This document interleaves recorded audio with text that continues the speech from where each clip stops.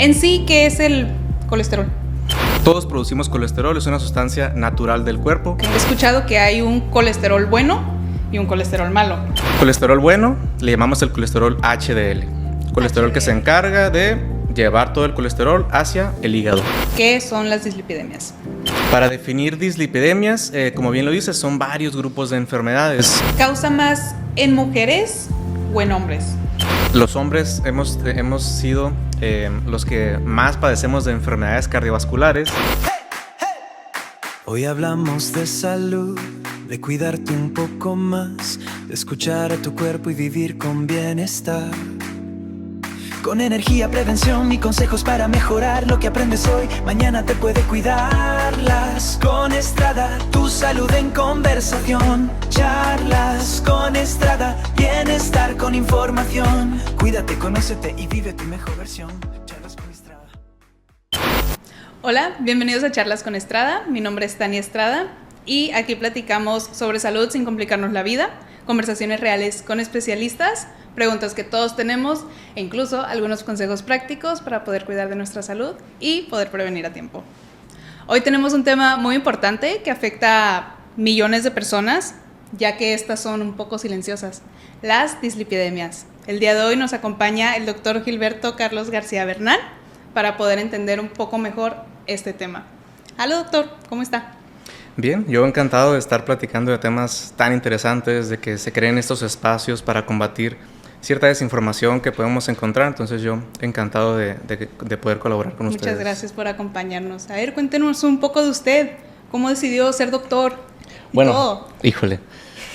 Pues yo crecí aquí en Mexicali. Yo estudié en la Facultad de Medicina en la UABC. Y bueno, a lo largo de la carrera me di cuenta que la consulta es lo que realmente a mí me apasiona. Ya. Yo prefiero mantenerme alejado de los quirófanos y precisamente la salud que ahora le llamamos cardio, renal, metabólica, todo lo que englobe el metabolismo es mi pasión. Actualmente yo en este entendido cursé una maestría en nutrición, ahí en la misma Facultad de Medicina de la UABC, y hoy en día me dedico en mi práctica privada prácticamente a consulta de metabolismo. Ok, ¿qué sería todo lo cardiovascular? Cardiovascular, renal, metabólico, obesidad, diabetes, dislipidemias, hipertensión. Todo lo de aquí arriba. Todo lo de... ¿Sí? Y a veces de todo el cuerpo, ¿no? Ok, increíble. Doctor, he escuchado que muchas personas se preocupan de que tienen el colesterol alto. En sí, ¿qué es el colesterol? Bueno, desde ahí partimos, ¿no? con la pregunta. Vemos un colesterol alto en un laboratorio, lo vemos en rojito, lo vemos con asterisco, y ni siquiera sabemos qué significa. Bueno, colesterol, todos producimos colesterol, es una sustancia natural del cuerpo, tan así que si no fuera esencial no la produciríamos. Pero el colesterol, cuando se sale de los rangos ideales para ciertas personas, puede llegar a causar problemas. Entonces, en general, el colesterol es una molécula necesaria para el cuerpo, cumple funciones como producción de hormonas, salud de las membranas de todas las células de nuestro cuerpo, parte de la vitamina D tan famosa viene del colesterol. Entonces, gracias al colesterol, nuestro cuerpo funciona como lo conocemos, pero en el laboratorio hay ciertos valores que a veces nos preocupan. Sí, claro. He escuchado que hay un colesterol bueno y un colesterol malo. Ya el bueno sería el que no te sale en rojo, supongo. Bueno, hay personas que el colesterol bueno les sale en rojo, pero porque está más abajo de lo ideal, ¿no? Okay. Entonces, esto del colesterol bueno, colesterol malo, sirve para entender de forma simple a qué nos estamos refiriendo. Entrando un poquito de detalle, colesterol bueno le llamamos el colesterol HDL.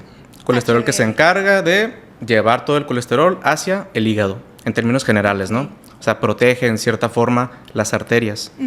Caso contrario con el colesterol LDL, que es el que le llamamos el colesterol malo.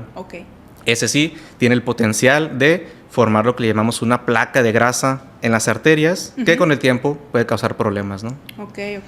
Interesante. No sabía tanto de esto. También, doctor, muy conocidos los triglicéridos. ¿Cómo se dice? A ver, dígame. Los famosos triglicéridos. Sí. Bueno, este tema de los triglicéridos va pegado con todo lo que llamamos perfil lipídico. Entonces, en sangre medimos colesterol, que ya dijimos que puede ser bueno, puede ser malo, y aparte están los triglicéridos. Bueno, si bien los triglicéridos no se relacionan tanto con este llamado riesgo de que crezca una placa de grasa en las arterias, sí hay un riesgo en que estén altos. Claro. Y ese riesgo es distinto. Hay una enfermedad que se llama pancreatitis, que es los triglicéridos altos pueden llegar a tapar el páncreas. Y si el páncreas se tapa, es un problemón muy grande. La gente se puede fallecer por niveles altos de triglicéridos. Okay. Y bueno, estamos hablando de casos extremos, ¿no? Claro. Sí. Pero es una parte importante del perfil lipídico tener bien controlados los triglicéridos. ¿Y en todo eso la persona sentiría algunos síntomas o es silencioso? Bueno, uno esperaría, ¿no? Uno esperaría que si tengo un perfil lipídico alterado, tengo un LDL alto, tengo un HDL bajo, tengo los triglicéridos altos, uno esperaría, oye, pues me voy a sentir fatal, ¿no? Claro. Y ese es el gran problema, pues. Este tipo de enfermedades no dan ningún síntoma hasta que ya es muy tarde. En el caso del colesterol, el único síntoma que va a dar es un infarto. No, pues ya es extremo. Y a veces es un infarto fatal, o sea, las personas pueden fallecer por un infarto. Entonces, ni tener el colesterol alto, el colesterol malo alto, ni tener el colesterol bueno bajo, ni tener los triglicéridos altos ocasiona ningún síntoma, y es parte de lo cual tenemos que hablar de ello porque hay que medirlo, no hay que esperar hasta que se sienta. Sí, hay que prevenir. Claro. Hay que prevenir. Ya saben, hay que prevenir y checarse. Y al tema que veníamos, doctor, ¿qué son las dislipidemias? Bueno, para definir dislipidemias, como bien lo dices, son varios grupos de enfermedades. Okay. Dislipidemia puede ser simplemente tener el colesterol LDL elevado, eso ya es una dislipidemia. Pero también puede ser que tenga el HDL bajo. De hecho, esa es de las más comunes aquí en México. Y tiene nombres específicos, le llamamos hipercolesterolemia cuando el LDL está elevado. Cuando el HDL está bajo le llamamos hipoalfa lipoproteinemia. O sea, ya son términos bien conocidos, bien establecidos, porque es algo muy prevalente. Y si los triglicéridos son los que están altos, pues ahí le llamamos hipertrigliceridemia. Y a veces hay las tres. O sea, el paciente tiene el malo alto, el bueno bajo y los triglicéridos altos. Entonces, por eso son dislipidemias. Son niveles no saludables de grasas en la sangre. Ok. ¿Y qué es lo que lo causa? ¿Por qué alguien tiene los niveles altos en la sangre? Bueno, esa es la mejor pregunta, ¿no? ¿Por qué una persona pudiera tener niveles alterados de grasas en la sangre? Y la respuesta es que es una enfermedad multifactorial. Es decir, no tenemos un factor causal específico que nos diga, si tienes esto, vas a tener dislipidemias. Son como diferentes cositas. Claro, se van acumulando. Okay. Tenemos, por ejemplo, la obesidad. Se relaciona bastante, sobre todo con triglicéridos elevados. Okay. El sedentarismo, una dieta rica en grasas saturadas, las famosas alimentos ultraprocesados, todo lo que venga en bolsitas que hagan ruido, sodas que tengan mucho azúcar, tés, jugos, ese tipo de cosas, claro que se relacionan mucho con las dislipidemias, todo esto que estamos hablando de las grasas en la sangre. Pero también hay un factor genético muy importante, es decir, hay factores que una persona no puede cambiar. Sí. Tenemos casos de pacientes que tuvieron algún infarto. Uno indagando en la historia familiar del paciente, resulta que su padre tuvo un infarto joven. Y luego le preguntamos al padre y el abuelo tuvo un infarto joven. Entonces hay una cadena de eventos genéticos que también arrastran todo esto de las dislipidemias. Entonces no es un solo factor, es la combinación de varios. Sí, muchas veces no se platica, no le preguntas a tu papá, a tu mamá de que, oye, mi abuela, mi abuelo tuvo esto. No, hay que preguntar. Claro, sí, a veces uno ni siquiera sabe de qué falleció tal persona, ¿no? Y puede llegar a tener, puede ser muy importante. Todo lo genético. Ok. Y entonces, doctor, usted hablando de genética, ¿este colesterol alto o los triglicéridos, la dislipidemia, también se puede presentar en personas jóvenes o normalmente es en ya personas mayores? Bueno, si bien lo detectamos más en pacientes adultos, pero es porque pues, generalmente comenzamos a hacer pruebas de sangre en pacientes que ya son adultos. Claro. O sea, rara vez estamos midiendo niveles en sangre en un niño. Claro, sí, también pasa, ¿no? Puede pasar. Pero, por ejemplo, una enfermedad 100% genética de dislipidemias se manifiesta desde la infancia. Y sin duda hay casos trágicos de niños que fallecen de infartos porque tienen una carga genética muy fuerte. Entonces, si bien lo detectamos más en adultos, y aparte esto de la enfermedad cardiovascular ateroesclerótica, que no es más que la grasa se acumula tanto en las arterias que la tapa y genera el infarto, pues para que eso pase toma tiempo. Entonces, difícilmente un niño de menos de 10 años va a tener el tiempo suficiente para formar toda esa grasa que se mete en la arteria. Ok. Entonces, conforme uno va creciendo, se expone a tabaco, se expone a ultraprocesados, Claro. se expone a alcohol, Sí. se van acumulando todos estos factores de riesgo. Ok. Y es más común encontrar dislipidemias en adultos, pero sin duda abarca todo el espectro de todas las edades. Ok. Ok, no, pues hay que cuidar la alimentación de los peques. Desde los niños. Sí. Bueno, doctor, y entonces, ¿algunas señales de alerta que podamos considerar? Bueno, el mensaje yo creo que sería no tener que esperar a ver alguna señal de alerta. Sí. Eso sería como lo ideal. Ok. Pero bueno, si yo, por ejemplo, sé que tengo un peso un poquito más elevado de lo ideal para mí, que mi circunferencia de cintura es un poquito elevada, que fumo, que tomo, que no tengo hábitos que son los más saludables del mundo, bueno, pues ahí ya es una señal, ¿no? Es una señal de que algo pudiera estar alterado, y no solamente en las dislipidemias, en otros factores que podemos medir en sangre. Entonces, yo diría que no hay que esperar a ver alguna señal de alerta, porque pues la señal de alerta va a ser, me está doliendo el pecho porque me estoy infartando, ¿no? Sí, ya. Pero eso ya es para que te vayas al hospital y hagamos otro tipo de intervenciones. Sí, no queremos eso. Claro, entonces la idea es no esperar a ver ninguna señal y simplemente hacer un chequeo antes de que sea tarde. Ok, pero ¿qué chequeos nos recomienda usted para ir a un laboratorio? ¿Pido yo? ¿Qué pido?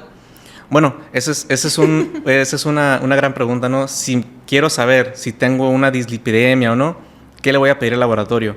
Y bueno, si el mensaje yo les diría, pues hay que apoyarnos de los médicos. Claro. O sea, si uno va a pedirse cosas a un laboratorio, quizá sea algo de valor. Quizá yo encuentre algo que pueda actuar con ello. Ujú. Pero muchas veces pasa que las personas van, se piden a algunos laboratorios que ven ahí, no sé, un Sí, paquete normalmente básico el general, ¿no? ajá, de rutina.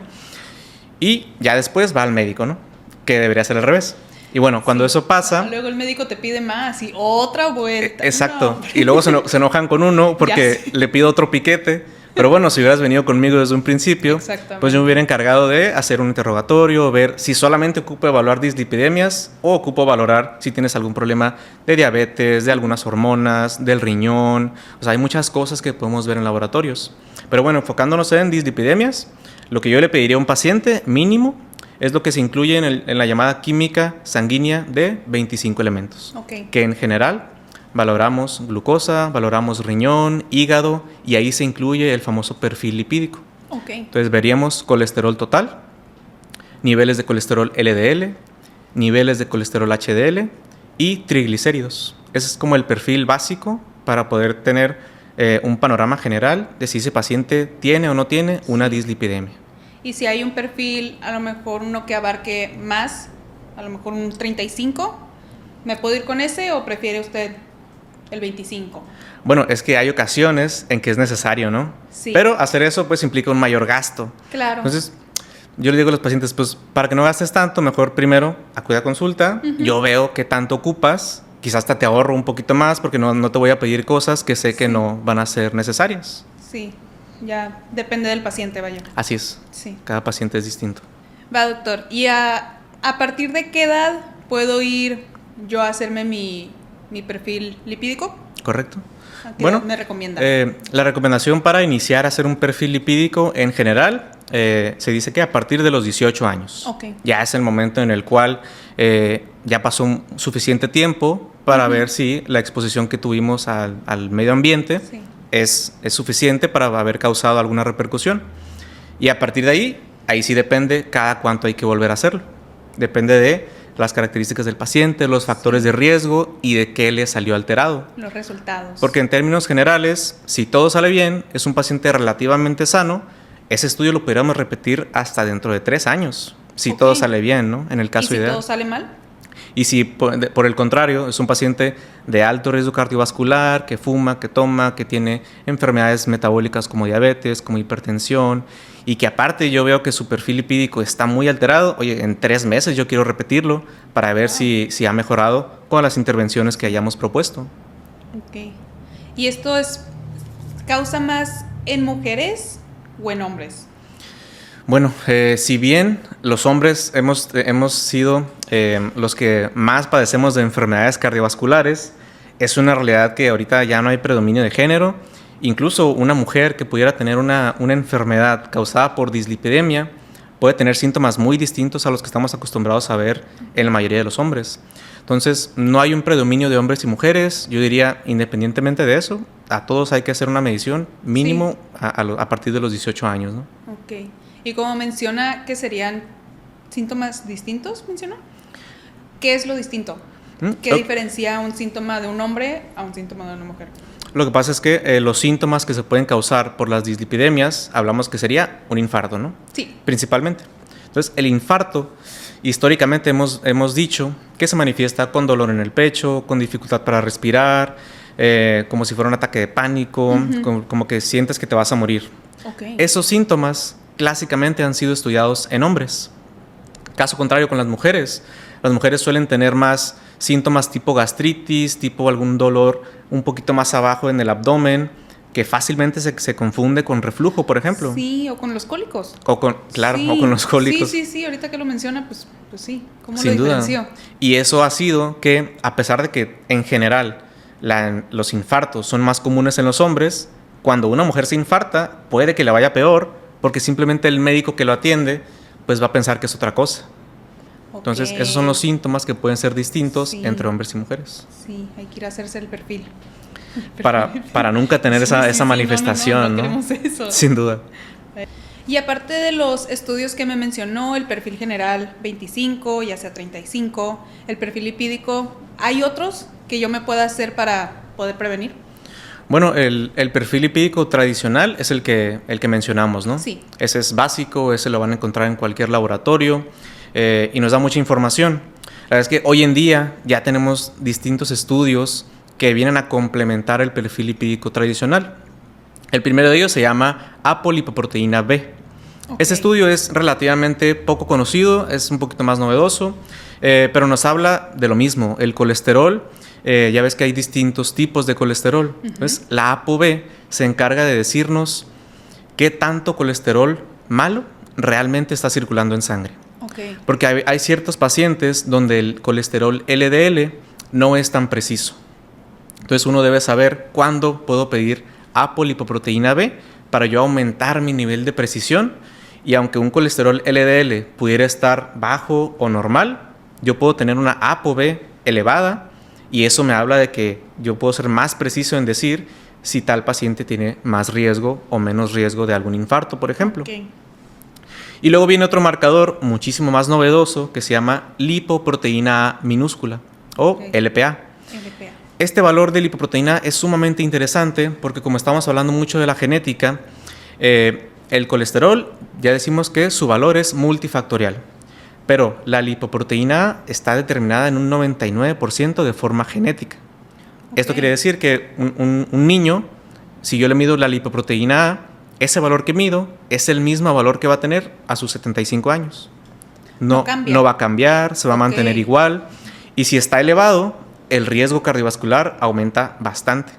Entonces, por eso tenemos personas que aparentemente no tienen riesgo cardiovascular, no tienen diabetes, no tienen hipertensión, se cuidan en lo general, su perfil lipídico tradicional está impecable y de repente se infartan. Y bueno, y uno se pregunta, pues, ¿por qué, no? Si aparentemente todo estaba bien. Bueno, lo que pasa es que esta lipoproteína minúscula no se está midiendo mucho. Entonces, si yo hubiera medido en ese paciente lipoproteína minúscula, quizá hubiera estado muy elevada y eso me explicaría que es un riesgo para ese paciente. Porque la lipoproteína minúscula es eso, es un nivel de colesterol genéticamente determinado. Entonces son nuevos biomarcadores que ya estamos midiendo en ciertos laboratorios. Eso es más para la genética. Claro, para ver si el paciente tiene un riesgo más allá de los factores tradicionales. Y eso ahora hay que medirlo solamente una vez en la vida. No hay que estarlo repitiendo, porque el valor que tiene es el valor que va a tener siempre. Sí. Pero si está elevado, a mí me indica que tengo que hacer alguna intervención para evitar que se infarte. Ok. ¿Y qué intervención haría para que este nivel baje? Bueno, si ya hablamos de intervenciones, cuando un paciente tiene una dislipidemia, estamos hablando de que yo necesito iniciar un medicamento que ayude a bajar los factores de riesgo de este paciente. Clásicamente, si un paciente tiene el colesterol elevado, hay medicamentos que se encargan de bajarlo. Y con eso bajamos mucho el riesgo cardiovascular. Ok, no solamente es obviamente el cuidar la alimentación, ¿no? pero también es el medicamento. Claro, es que hay ciertos pacientes donde yo solamente puedo controlar los factores de riesgo. Controlo la diabetes, controlo la obesidad, controlo la hipertensión, controlo el tabaquismo, controlo el sedentarismo, y con eso puede ser suficiente para que ese perfil lipídico mejore. Pero por el contrario, hay otro tipo de pacientes que yo debo iniciar un medicamento específicamente para bajar el nivel de colesterol. Recordando que esto de los factores de riesgo, las dislipidemias, el evento final es el infarto, pues es lo que queremos prevenir. Claro. Entonces, haciendo una analogía que a mí me ha funcionado bastante, es imaginar como un infarto con un accidente automovilístico. Pensando que el colesterol es la cantidad de carros que están circulando. Okay. Si hay muchos carros circulando, es más probable que choquen, claro, y que se ocasione un accidente automovilístico. Entonces, si hay mucho colesterol circulando, es más probable que se tape en la arteria y ocasione un infarto. Pero no es el único factor. En la calle puede haber neblina, que es lo que pasa cuando hay diabetes. En la sangre se vuelve un poquito más nublosa, y eso puede ocasionar accidentes. O los carros pueden ir muy rápido, que es lo que pasa cuando hay hipertensión, y aunque haya menos carros, pues se pueden accidentar también. Claro. O los carros pueden tener picos, no sé. Entonces, o sea, hay distintos factores. Quizá hay un bache, ¿no? Que casi no pasa aquí en México. Entonces, hay distintos factores que hay que atender para evitar un accidente. Y igual, en el tema de las dislipidemias, no podemos solamente quedarnos con bajar el nivel de colesterol, pero a veces es necesario. Sí. Ok, muy interesante la comparación de un choque con todo esto. Ayuda mucho a entenderlo, sí, la ¿no? verdad como que sí entendí un poquito mejor. Claro. Con estos términos. No, doctor. Bueno, y entonces, si yo siento, presiento o sé que mi familiar, mi abuela, mi tatarabuelo, etcétera, tenía todo el colesterol alto, los triglicéridos, la dislipidemia, ¿con quién acudo yo? ¿Con un doctor general? ¿Con quién voy? Bueno, yo diría que un médico general es un buen punto de partida. Pues los médicos estamos capacitados para pedir los laboratorios que sean necesarios, sí, independientemente del paciente, ¿no? Y bueno, el médico general también tiene la prudencia de si algo se le sale de sus manos, oye, quizá tienes un riesgo muy alto, te voy a mandar al cardiólogo, que se encarga de prevención en infartos. O sabes que el caso es muy complejo, quiero que te vea un internista. O aparte, si tienes el colesterol alto, pero veo que te está fallando el riñón, quiero que te vea también un nefrólogo. Entonces, para que uno no esté adivinando, yo diría un médico general es un buen punto de partida. Un buen punto, sí. Ok, y ya de ahí el doctor me dice, para allá.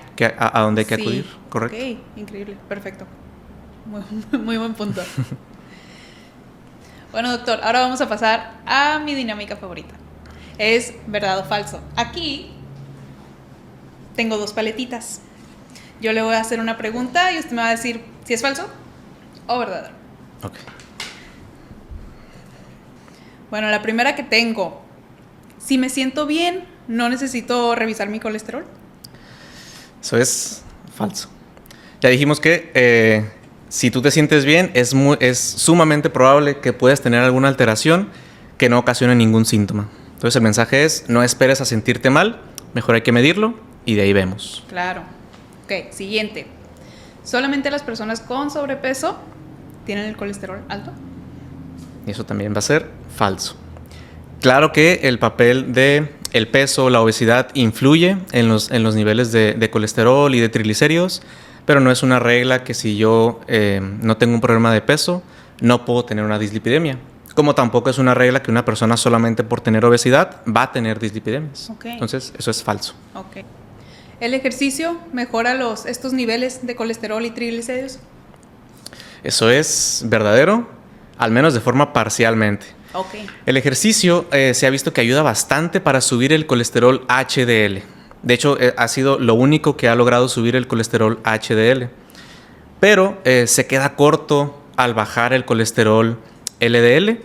Y eso no significa que el ejercicio no tenga un impacto positivo, porque más allá de eso, el ejercicio previene diabetes, previene hipertensión, sí, previene los mismos infartos, porque mejora la calidad de las arterias. Pero si la pregunta específica es que si ayuda a mejorar los niveles de colesterol y triglicéridos, yo diría parcialmente verdadero. Ok, un 50-50, pueden ser las dos. Así es. Bueno, doctor, ¿es verdad o falso que si empiezo a tomar mi medicamento a los 30 días, 60 días, ¿ya estoy bien? Bueno, esa respuesta va a tener que ser falsa porque yo puedo tener un efecto del medicamento en un mes, en 2 meses, pero eso no significa que ya estoy bien. Recordemos que esto de la dislipidemia y el riesgo cardiovascular es algo que solamente va a ir aumentando conforme una persona siga cumpliendo años.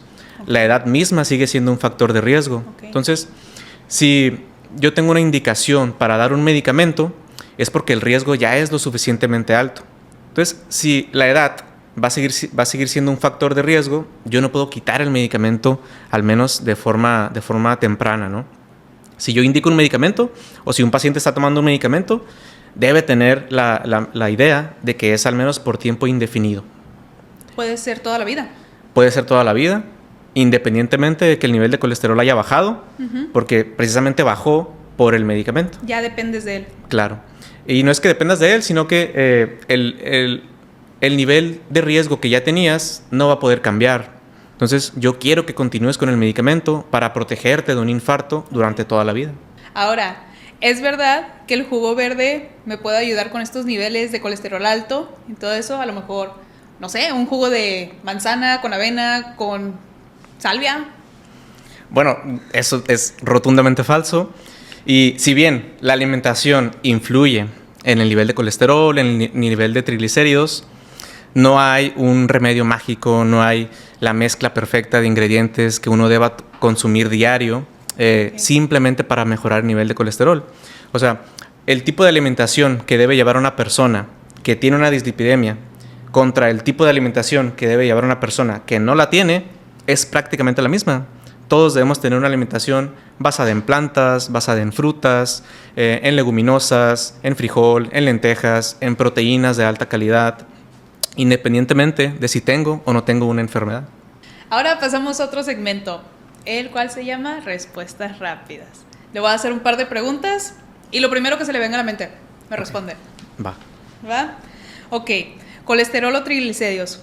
¿Cuál me tiene que preocupar más? No, pues los dos. No, ¿pero cuál? Los dos. No, uno. No puedo. Los dos. Ok, ¿huevos? ¿Sí o no?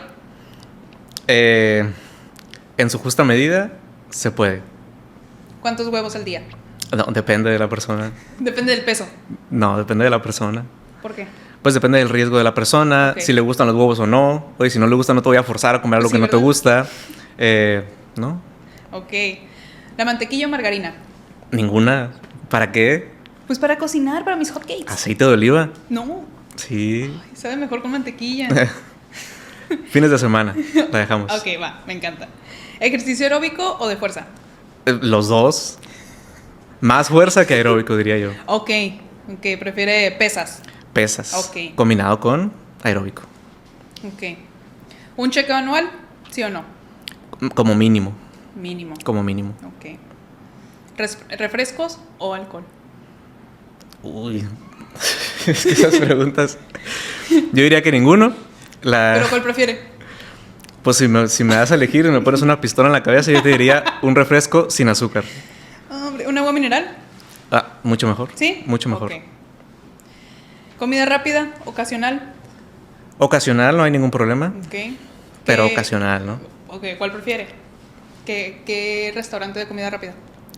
No, pues el que cada quien caiga. le guste, pero pues una vez cada 2 semanas, una vez cada mes, festejos. Ok. Ahí no hay ningún problema. Sí. ¿Algo especial? Claro. Ok. Pero todos los días son especiales. Y como última pregunta, ¿algunos suplementos para poder bajar el colesterol? La realidad es que ninguno. ¿No recomienda ningún suplemento? No lo recomiendo porque si realmente hay que bajarlo con medicamentos que han demostrado beneficio. Okay. Si bien los omega 3 han demostrado beneficio en bajar triglicéridos, hay que elegir un muy buen omega 3 y es difícil de encontrar. Ok. ¿Y qué tal la proteína en polvo y todo eso? Bueno, proteína en polvo tiene otros beneficios para aumentar el consumo de proteína en general, pero no se relaciona tanto con las dislipidemias. Claro. Ok. Bueno, doctor, aquí tenemos un segmento que me gusta mucho porque incluimos a los pacientes de Laboratorios Estrada. Ustedes nos pueden mandar preguntas si tienen alguna pregunta para el doctor u otro doctor para próximos episodios. Recuerden que cualquier sucursal pueden hacer su pregunta. Bueno, doctor, aquí manda una pregunta un paciente con colesterol y triglicéridos un poco elevados. Me pregunta que cuándo es necesario empezar a utilizar estos medicamentos para controlarlos. Ok, esa va a ser la pregunta yo creo que más difícil de responder, porque honestamente a esa paciente te diría, no tengo idea. Okay. Porque ni siquiera sé cuánto tiene de colesterol y cuánto tiene de triglicéridos. Y más allá de eso, uno como médico no puede decidir si debo iniciar un medicamento solamente viendo una hoja de laboratorio. Uh-huh. Yo tengo que valorar si el paciente tiene un riesgo cardiovascular elevado. Okay. Hoy en día podemos calcular ese riesgo. Yo quiero saber cómo está funcionando el riñón del paciente, si tiene diabetes, si fuma, si tiene hipertensión, si ya tuvo un infarto antes, si su padre tuvo un infarto antes. Es decir, yo tengo que juntar varias piezas de un rompecabezas para saber si a ese paciente se beneficia o no de darle un medicamento. Okay. Hoy en día no basta solamente con ver el laboratorio en la hoja. Okay. ¿Y solamente es un medicamento en específico o puede variar? Bueno, existen mínimo 4 tipos de medicamentos para colesterol y para triglicéridos en conjunto. Okay. Entonces, depende de qué estamos evaluando, si decido uno, si decido otro o si decido combinar. Bueno, doctor, antes de despedirnos, me gustaría que le diera a nuestra audiencia algún consejo, a lo mejor una persona que se quiere empezar a cuidar desde hoy. Ok, bueno, no, yo agradecido con el espacio. Yo creo que mi principal consejo sería que la gente se preocupe por cuidar de sus hábitos saludables y que deje que los médicos nos preocupemos por valorar el perfil lipídico. Déjenos tomar la decisión de si realmente necesitan o no necesitan un medicamento, y cada quien hay que preocuparse por hacer ejercicio, alimentarse bien, tener un buen descanso, y el resto déjenos a nosotros. Muy buen consejo, me encanta, lo voy a empezar a aplicar. Bueno, doctor, muchísimas gracias por acompañarnos el día de hoy. Creo que hoy pudimos entender un poco más qué son las dislipidemias. Y cuéntenos en dónde podemos encontrarlo, sus redes sociales, su número de celular. Bueno, yo agradecido por la oportunidad de platicar aquí con ustedes. Yo tengo mi Instagram personal donde pueden encontrar toda la información si gustan tener alguna consulta conmigo o me quieren mandar algún mensaje preguntándome algo. Dr. Gilberto García Bernal en Instagram. O si me quieren mandar directamente un WhatsApp, 686-238-0949. Yo me encuentro dando consulta aquí en Mexicali, en la clínica de Núcleo Médico Integrativo. Muchas gracias. Gracias. Y muchísimas gracias a ustedes por acompañarnos en este episodio de Charlas con Estrada. Recuerden en seguirnos, darle like, la campanita. Aquí estaremos en un próximo episodio. Muchísimas gracias.